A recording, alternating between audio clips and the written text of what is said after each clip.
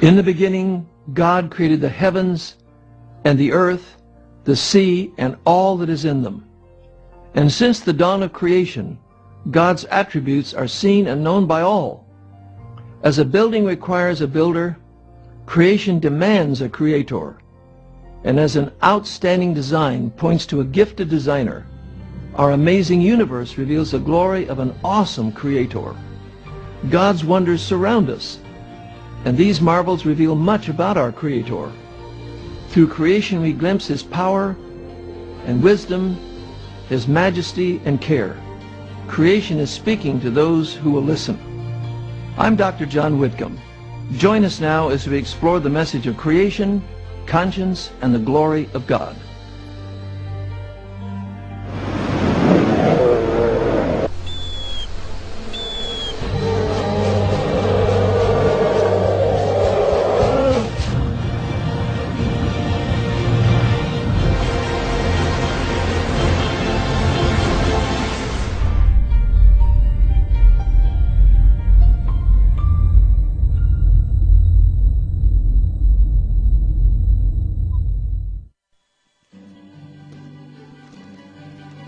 Throughout creation, God's power is displayed. From the new growth of plants in the spring to new life forming in the womb. Wherever we turn, the Creator's energizing power is unmistakable. He guides the stars in their courses above.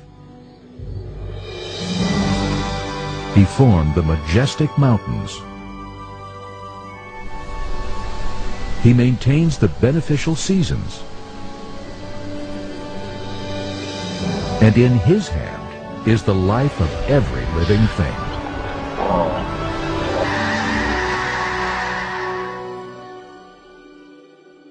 You know, the fact that we have a universe tells us that we need a creator. Because you see, the universe has a beginning and therefore requires a cause. The energy in the universe has a beginning and therefore requires a cause. And people say, well, you know, okay, fine, God made the universe, but then who made God? But you see, God is eternal. God doesn't have a beginning and therefore doesn't require a cause. And that may be a little hard to grasp, but there's nothing irrational about an eternal being. There is something irrational about something popping into existence from nothing, because that violates causality.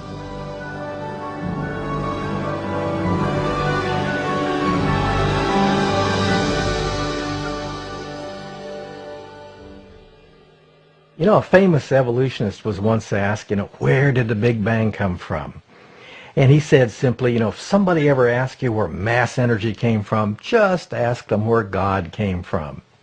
And I think he really said something much more meaningful than he thought. Something had to be eternal. Either mass energy is eternal or God is eternal. Well, science has taught us a lot about mass energy. One of the things is it wears out. Mass energy eternal doesn't make any sense at all. God is eternal does make sense. As we read in that first chapter of Hebrews, the heavens, the whole universe is growing old and wearing out like a garment to be cast off, but thou, O Lord, endureth forever. The Bible explains there's one God who's the creator and the source of all life and energy. The forces of nature are energized and guided by his hand. Who hasn't felt the rumble of an approaching storm and considered God's might?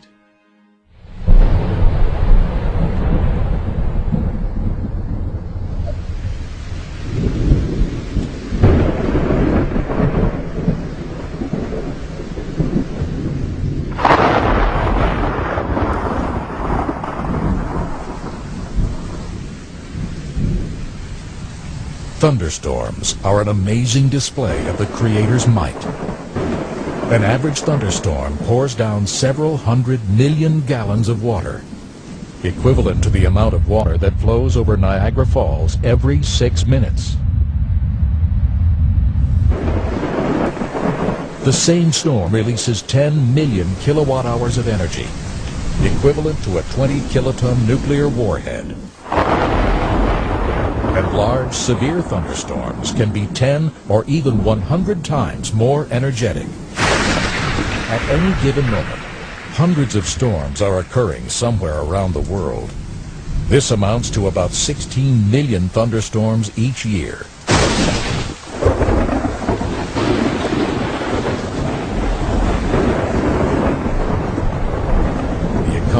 lightning illuminates an entire skyline. A bolt may reach over 5 miles in length, contain over 100 million electrical volts, and soar to temperatures approaching 50,000 degrees Fahrenheit in a split second. Hotter than the surface of the sun. On average, lightning strikes the Earth 100 times every second. Several million bolts reach Earth each day. The tremendous power, the incredible speed, and the glaring flash are clear manifestations of our Creator's majestic power. Thunderstorms are an incredible phenomenon in the atmosphere. They're awesome, they're powerful, they're frightening. They have all kinds of energy releases. That's basically what's happening, is a thunderstorm is releasing large quantities of energy in our atmosphere by vertical motions. Thunderstorms contribute a major amount to the water cycle.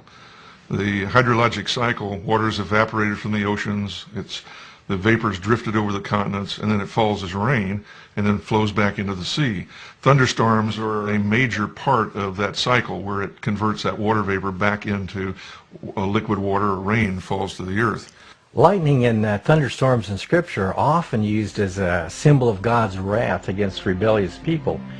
But everybody has been struck by the awesome beauty of lightning and storm and the smell of the fresh air. The lightning itself puts together two gases in the air, nitrogen and hydrogen, to make fertilizer. When the lightning stroke goes through the air, it releases the nitrogen in the vapor form and absorbs it into the water, and it falls down and fertilizes the ground. So our crops are fertilized by the nitrogen produced by thunderstorms.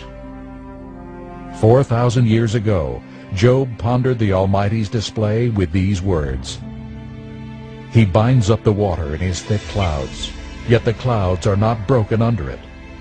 He stirs up the sea with his power, and by his understanding he breaks up the storm. Indeed, these are the mere edges of his ways, and how small a whisper we hear of him.